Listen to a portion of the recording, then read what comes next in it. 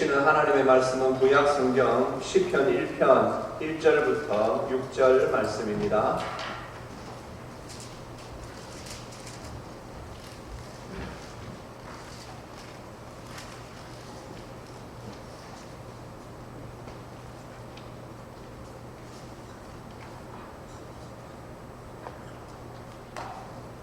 네, 저와 우리 성도님들 한 절씩 받들어 읽겠습니다. 복 있는 사람은 악인들의 꾀를 따르지 아니하며 죄인들의 길에 서지 아니하며 오만한 자들의 자리에 앉지 아니하고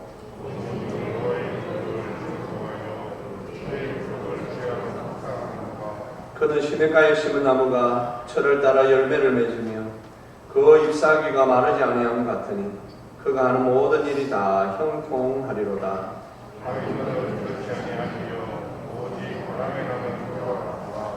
그러므로 악인들은 심판을 견디지 못하며 죄인들이 의인들의 모임에 들지 못하리로다.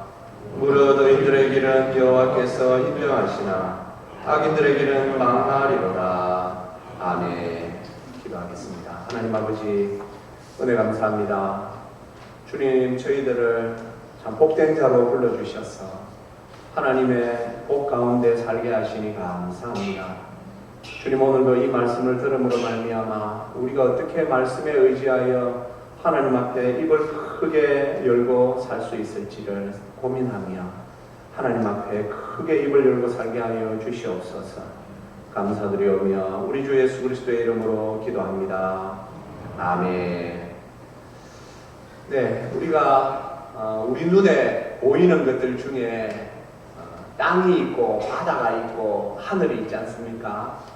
그런데 지금 참 문명이 많이 발전하여서 또 발달하여서 하늘에는 비행기가 날아다니고 땅에는 자동차들이 다니고 바다에는 배들이 막 다닙니다. 간혹 이런 생각을 해봅니다. 야, 저 배는 저 바다의 길도 보이지 않는데 어떻게 저렇게 갈 수 있을까? 제가 조금 그런 쪽에 사고가 부족해서인지 저는 그런 게 항상 신기합니다.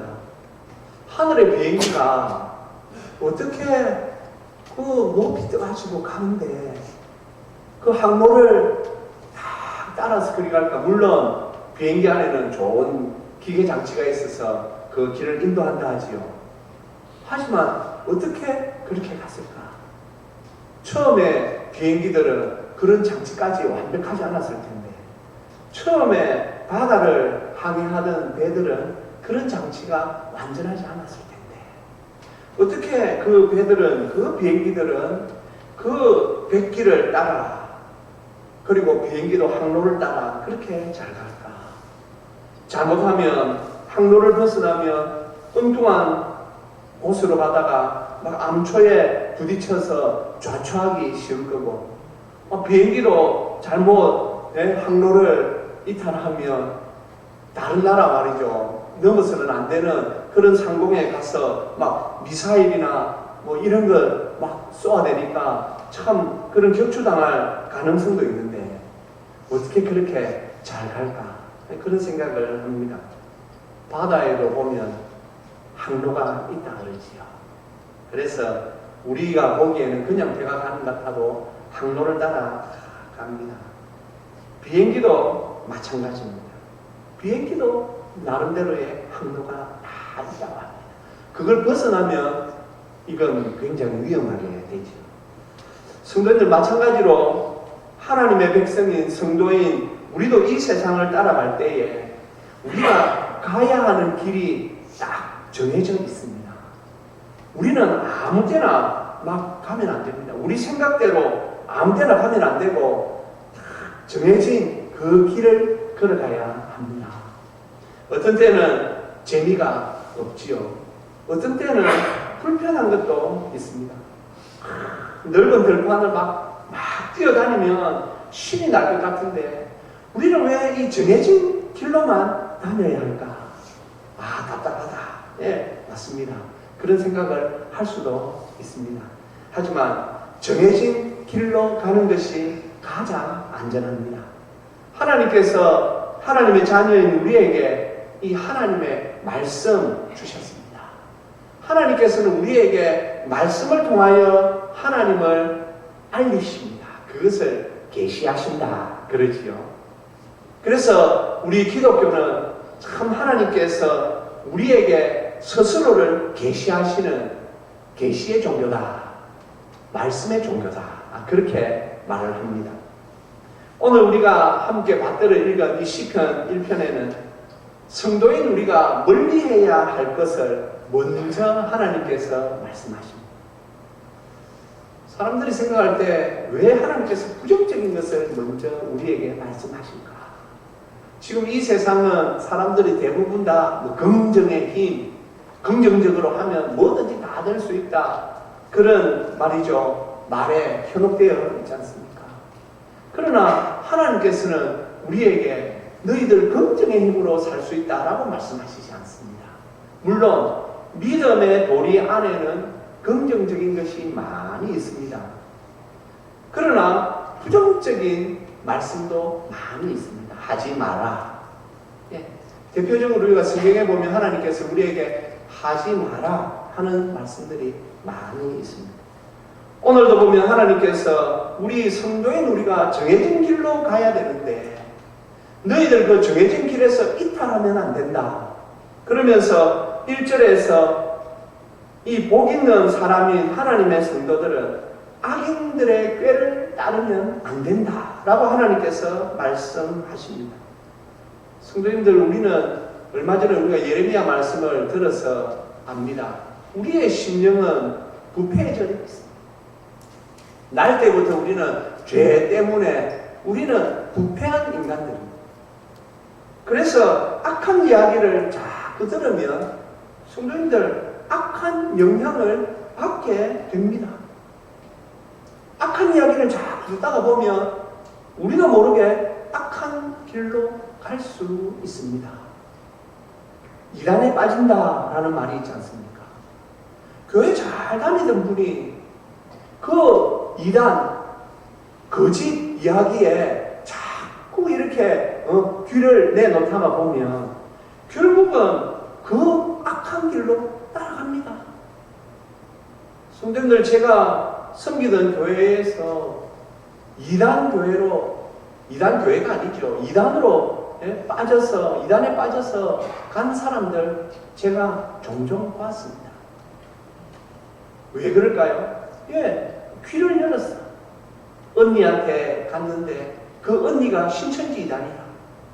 그러면서 언니 집에 며칠 묵으면서 언니한테 그 귀를 내었어.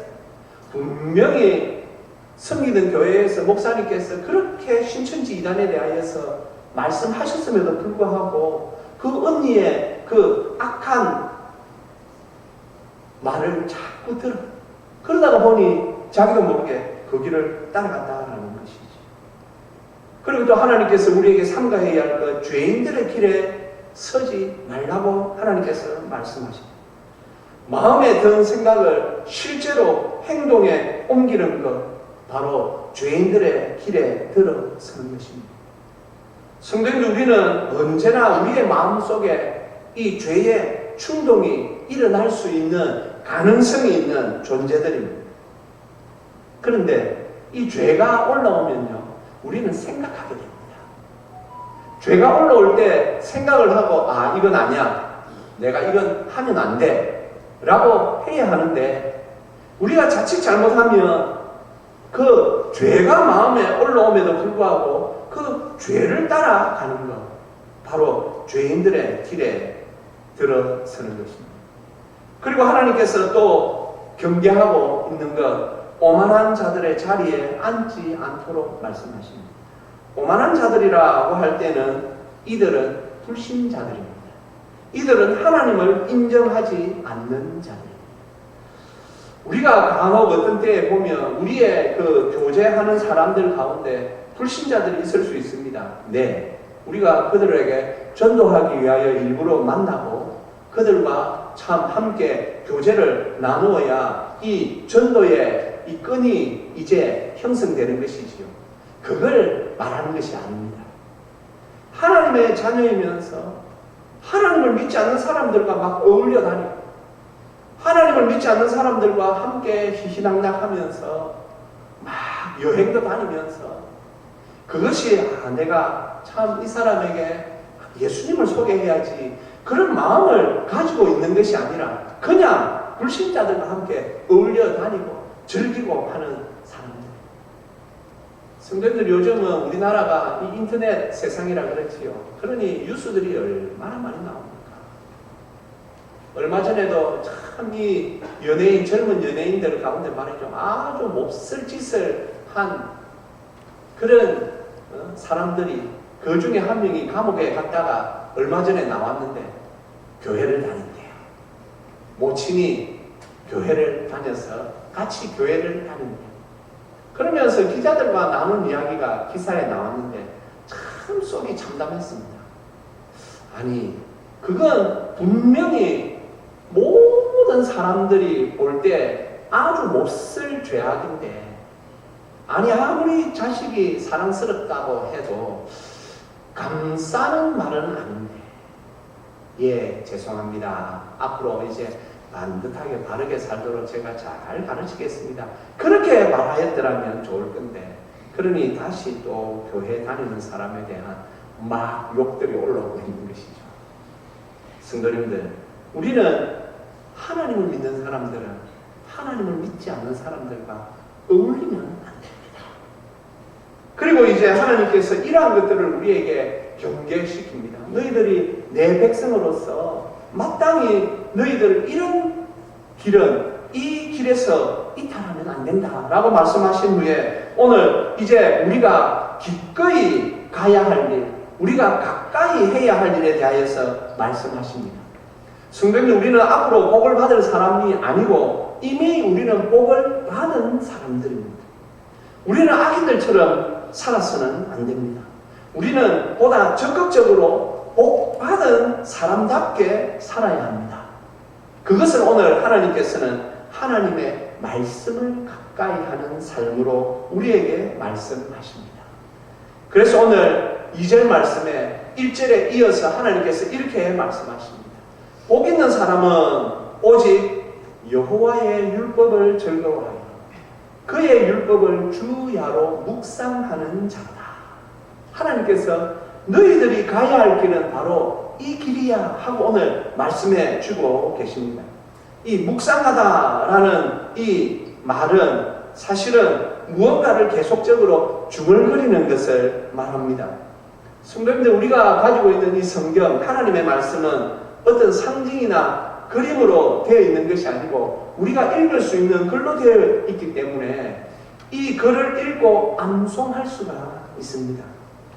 복 있는 사람들은 이 하나님의 말씀을 즐거워하여 그가 성취하기를 소원하는 그 소원을 가슴에 품고 그 다음에 이 하나님의 말씀을 중단 없이 계속해서 되뇌이는 것입니다.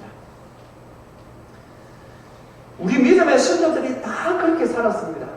제가 기도에 관한 말씀을 전할 때 가장 많이 언급하는 우리 조지 뮬러 같은 분도 그 보면 믿음이 단순했습니다.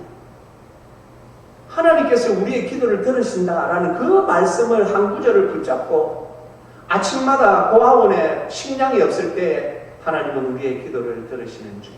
우리의 기도를 들으시는 주야. 우리의 기도를 들으시고 아이들의 양식을 보내주시옵소서. 그 말씀 붙잡고 그렇게 살았던 것입니다. 이것은 뭔가에 관심이 있으면 일어나는 현상이지요. 성도님들, 노래를 좋아하는 분들은요, 노래에 관심 많으신 분들은 항상 입에서 노래가 나옵니다. 네.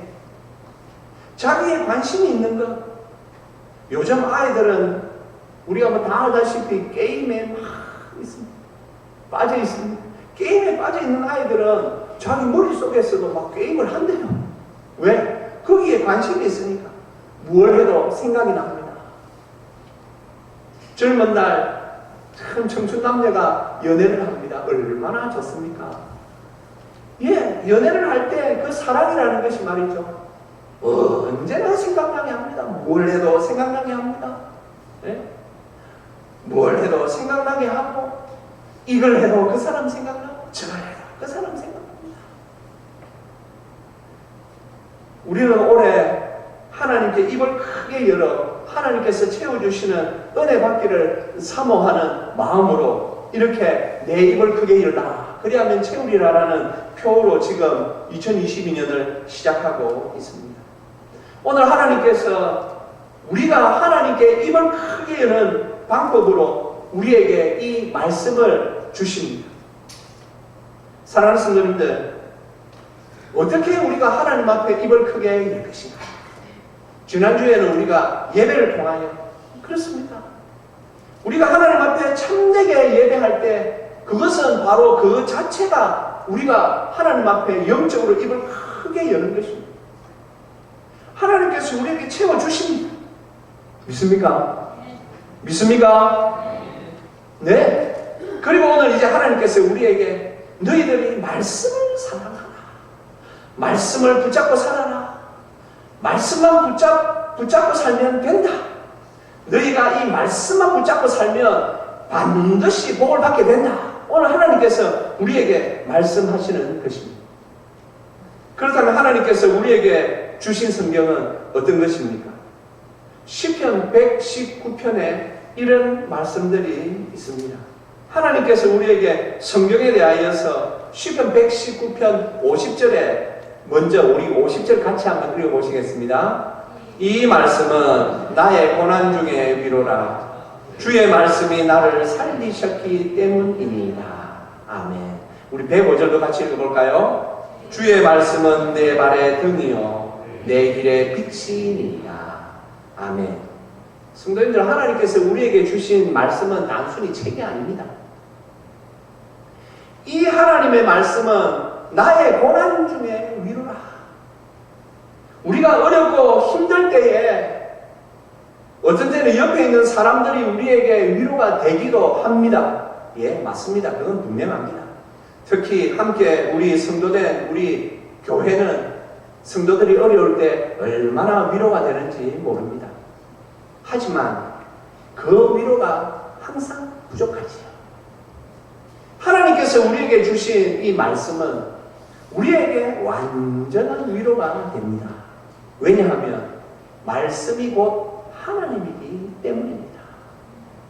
이 말씀이 곧 하나님이기 때문에 하나님께서는 우리의 위로 가운데, 우리의 그 어려움 가운데, 고난 중에 하나님께서 이 위로의 말씀을 주십니다. 아마 오늘 여기 계신 저를 비롯하여 우리 성도님들 가운데서 이 말씀, 그래 맞아. 내가 그때 참 어렵고 힘들 때에 하나님의 말씀이 위로가 되어 내가 살았던 적이 있었지. 분명히 그렇게 고백하고 간증할 수 있는 성도님들이 많을 거라고 저는 생각합니다. 하나님의 이 말씀이 어느 정도의 위로이냐? 하나님의 말씀이 나를 살리셨기 때문입니다. 예, 맞습니다.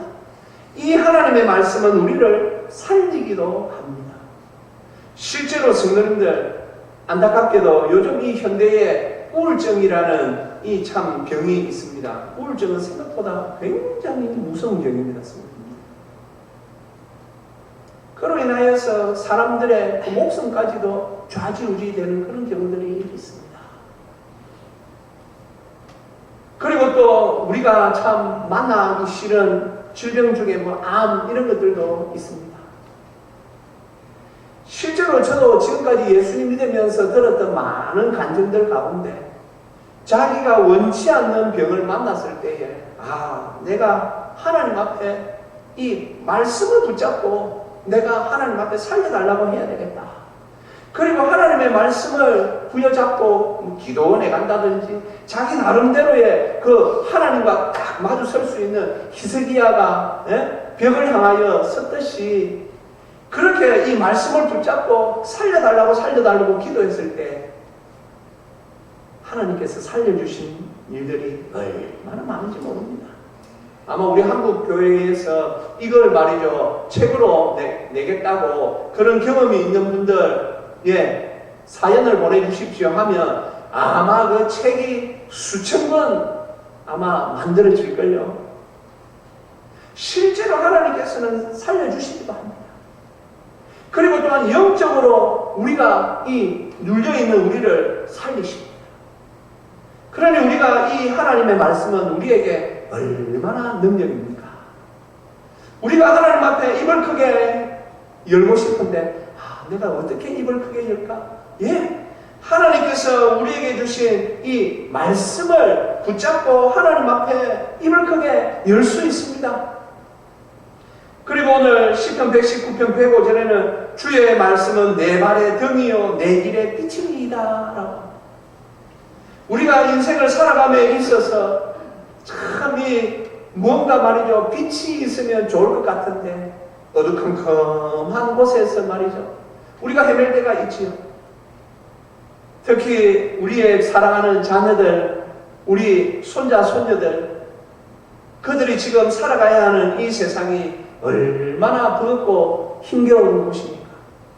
저 아이들의 이 발에 등이 있으면, 저 아이들의 이 길에 빛이 있으면 저 아이들 살기가 얼마나 좋을까? 지금 세상이 얼마나 방자합니까? 예, 돈의 대물림. 의사들은 그 자녀들이 다 의사 된답니다. 예, 자기들이 우리가 의사니까 앞으로 우리 가족은 계속 의사의 길로 갈 거야. 뭐 다른 거 없어. 우리가 이제 그렇게 만들어내야 돼. 그러면서 말이죠, 지금 계속해서 사람들에게 금수저니 흑수저니 하면서 말이죠, 위화감을 막 조성하지 않습니까? 또 그걸 보고 맞아, 나는 태어날 때부터 흑수저라서 아무래도 안 돼. 옛날에는 개천에서 용이 많이 났는데 이제 개천에 이 용이라는 용씨가 다 말라버렸대. 이제는 우리가 그래, 우리 아버지가 돈이 없기 때문에 나는 그렇게 살 수 없어. 예, 이렇게 말이죠, 사람들이 지금 살고 있습니다. 과연 그럴까요? 그렇지 않습니다. 지금도 그래서 하나님의 백성들은 이 모든 어려움을 뚫고 돌파해야 됩니다. 돌파해낼 수 있습니다. 왜냐하면 하나님께서 우리에게 그렇게 돌파할 수 있도록 이 말씀을 주셨습니다. 저를 한번 따라해 주시겠습니까? 주의 말씀은 내 발의 등이요 내 길의 빛이니이다. 주의 말씀은 내 발의 등이요 내 길의 빛이니이다. 아멘. 성도님들, 사랑하는 자녀들 위하여 축복할 때에 이런 말씀을 붙잡고 하나님 앞에 입을 여십시오. 하나님, 사랑하는 우리 아들, 우리 손자, 그의 인생에 하나님의 말씀이 발에 등이 되어 길에 빛이 되어 우리 아들이, 우리 딸이, 우리의 손자 손녀들이 저들의 인생길을 잘 걸어가게 하여 주시옵소서. 우리가 이렇게 입을 크게 열면 하나님께서 채워주실 줄 믿습니다. 혹 어려움 중에 있을 때, 고난 중에 있을 때 단순히 그냥 말씀으로만 하지 마시고 우리 자녀들에게 위로의 말씀을 보내십시오. 어렵고 힘들 때 위로의 말씀을 보내십시오. 말씀만이 참된 위로가 될 수 있고 말씀만이 우리를 살릴 수가 있습니다. 말씀만 붙잡으면 됩니다. 좀 오래전에 국민일보에 난 기사가 있습니다. 오래되었다고 해서 이것이 우리가 지금 이 간증을 듣는데 부족함이 조금도 없습니다. 옛날에는 왜 보면 무역의 날 해가지고 말이죠, 500만 달러 수출탑 그런 게 해가지고 나라에서 뉴스도 달고 그랬지 않습니까? 대명 무역상사라고 하는 회사를 운영하는 김용순이라는 사장님이 계셨는데 믿음이 참 좋은 집사님이었습니다. 섬유 원단을 수출하는 그 당시에는 이 섬유 제조업이 사양길에 접어들어 있어서 모두들 그걸로는 이제 돈벌이가 안 돼, 무역이 안 돼 라고 할 때에 이분이 말이죠, 한 해 500만 달러 수출탑, 100만 달러 수출탑 싹 다 휩쓴 것입니다. 그래서 사람들이 볼 때에 저 대단하다. 지금 원담 이 섬유 제조업은 완전 사양길이고 어떻게 근데 저걸로 이 돈을 벌 수 있을까라고 하여서 이분께 많은 사람들이 주목하였다 합니다. 그리고 이제 이 기자들이 그분을 만나 인터뷰를 하는데 당신 그 사업을 성공시킨 비결이 뭡니까? 라고 묻자 이분이 말이죠. 너무나도 엉뚱한 대답을 했다라는 것입니다. 기자가 어떻게 해서 이 사업을 성공시켰습니까? 라고 물었는데 이분이 대답은 저는 성경을 씁니다. 근데 기자가 도대체 이게 무슨 말이지? 오늘 사업을 어떻게 성공시켰느냐고 하는데 이분이 대뜸 하는 말이 저는 성경을 씁니다. 성경 필사를 하면서 샘솟는 은혜를 날마다 체험하고 있기 때문에 그 힘으로 사업을 성공시켰습니다. 이분이요 딱 보면 알지 않습니까? 이 사업은 전망이 있다 없다 알지 않습니까? 그런데 지금 섬유 원단을 수출한다. 이게 20년 전 일이거든요. 안 되죠. 그러니 이분이 내가 가진 기술은 이거밖에 없는데. 그래서 그분이 성경 필사를 시작한 거예요. 그런데 성경 필사를 언제 했느냐? 새벽 1시부터 4시까지 했다. 그리고 이 인터뷰를 할 때 이미 성경을 8번 필사를 했습니다. 그가 성경을 필사하는 거죠. 왜? 인간적으로 볼 때 안 되니까요. 야, 이 하나님께서 딱 복을 주시면 되겠는데, 하나님께서 복만 주시면 이거 되겠는데, 그러니 이분이 자기 나름대로 하나님 앞에 입을 크게 여는 방법으로 성경 필사를 택한 것입니다. 그리고는 열심히 썼다는 거죠. 그런데 그 성경을 쓰다가 보면 천지가 내 것 같이 여겨졌습니다.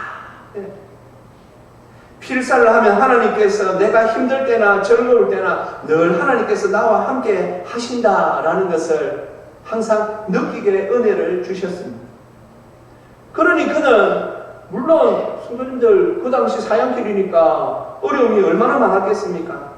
그런데 하나님 앞에 성경 필사하면서 믿음을 다지니까 사람 만나는 거 겁나지도 않고 사업하면서 자금난에 빠져도 그렇게 큰 고민이 되지 않더라는 겁니다. 왜요? 하나님께서 나와 함께 하신다. 하나님께서 그 말씀을 필사하며 믿음으로 하나님 앞에 입을 크게 여니 하나님께서 꽉꽉 채워주신 것이지요. 오늘 하나님께서 우리에게 너희들 말씀을 붙잡고 너 입을 크게 열어라. 그러면 내가 이렇게 복을 주겠다 하시면서 주신 말씀이 3절 말씀입니다. 우리 3절 말씀 우리 같이 한번 읽겠습니다. 그는 시냇가에 심은 나무가 철을 따라 열매를 맺으며 그 잎사귀가 마르지 아니함 같으니 그가 하는 모든 일이 다 형통하리로다. 아멘. 얼마나 좋습니까? 성도님들 이 말씀에 우리가 좋아하는 복 다 들어있습니다. 열매를 맺으며 잎사귀가 마르지 않으며 그가 하는 모든 일이 다 형통하리로다. 이 말씀을 붙잡고 성경을 필사하였던 그 김용순 사장님, 그분에게만 이 은혜를 주실까요? 아니요. 우리에게도 이 은혜를 주십니다. 혹 우리 교회에서 지금 진행하고 있는 성경 필사에 여러 사정으로 필사에 참여하지 못하는 분들 괜찮습니다. 성도님들, 저는 요즘 우리가 가지고 있는 이 휴대폰 참 이것이 백해무익할 줄 알았는데 참 우리에게 좋은 것을 하나 선물로 준 게 있습니다. 그게 바로 그 휴대폰 안에 성경 어플이 들어있는 것입니다. 저도 사실은 이제 다음에 나이가 들어서 내 눈이 잘 안 보이면 성경을 어떻게 읽을까? 그것에 대한 고민이 있었습니다. 그런데 이게 너무 잘 나왔어요. 원래 성도님들 말씀은 듣는 것입니다. 믿음은 들어내서 나며 말씀은 듣는 것입니다. 그러니까 어플을 딱 켜놓고 들으시면 돼요.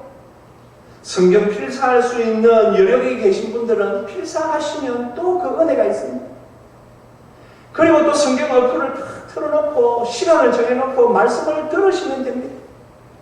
또 아직 나는 성경을 직접 펴놓고 나는 읽으면 더 은혜가 있어. 예, 성경을 펴놓고 성경을 읽으십시오. 그러면서 그 말씀 중에 하나가 내 심령에 찾아오면 그 말씀을 붙잡고 이제 묵상하는 것이지요. 아, 하나님께서 나에게 이 말씀을 주셨나요? 저는 이번 설교를 준비하면서 시편 119편 50절에 이 말씀은 나의 고난 중에 위로라. 주의 말씀이 나를 살리셨기 때문입니다. 이 말씀이 너무 좋았어요. 이야, 하나님께서 내 어려움 있을 때 그래 맞아. 결국은 말씀이지. 내가 이 말씀 붙잡고 살면 하나님께서 나에게 참 위로를 주시고 내가 여기서 죽지 않고 살아나게 하실 거다. 얼마나 감사하고 좋습니까? 팔레스틴 지방 이스라엘 사람들이 살던 그곳에는 한철 동안은 잘 자라가도 금기가 되면 말라 죽는 나무들이 굉장히 많았습니다. 그런데 언제나 푸르게 잘 자라는 나무는 역시 샘 곁에 있는 나무, 그리고 또 마르지 않는 시냇가에 심기운 나무들은 사시사철 그들이 생생하게 살아 있습니다. 사랑하는 성도님들, 오늘 이 시편 기자가 말씀대로 사는 사람을 보니까 물가에 심기운 나무처럼 언제나 형통하더라는 것입니다. 그런데 말씀대로 살지 않는 사람들은 한데 잘 되는 것 같다가도 어느 한순간에는 잘 안 되더란 말입니다. 그러니 오늘 이렇게 고백하는 것이지요. 오늘 하나님께서 우리에게 하나님의 말씀을 사모함으로 내 입을 크게 열라. 그리하면 채우리라 라고 우리에게 말씀하시니 올 2022년에도 성경을 읽으며 묵상하며 필사하며 들으며 오늘 올 한 해 하나님 앞에 입을 크게 열어서 꽉꽉 가득 채워주시는 하나님의 은혜 가운데 사는 저 우리 모두가 되시기를 주님의 이름으로 축복합니다. 기도하겠습니다. 하나님 아버지 은혜 감사합니다. 주님, 우리에게 하나님의 말씀을 주셔서 우리가 이 말씀을 따라 우리의 인생을 살아갈 수 있도록 복 주시니 감사합니다. 아버지 하나님, 우리가 이 말씀의 은혜를 따라 성도가 걸어가야 할 그 길에서 이탈하지 않도록 항상 하나님의 말씀을 따라 사는 저희들 되게 하여 주시옵소서. 하나님의 말씀을 사모하여 묵상하며 영적으로 입을 크게 열 때에 하나님께서 사랑하는 성도들의 그 믿음에 복을 주시고 하나님께서 가득 채워 주시옵소서. 감사드리오며 우리 주 예수 그리스도의 이름으로 기도합니다. 아멘.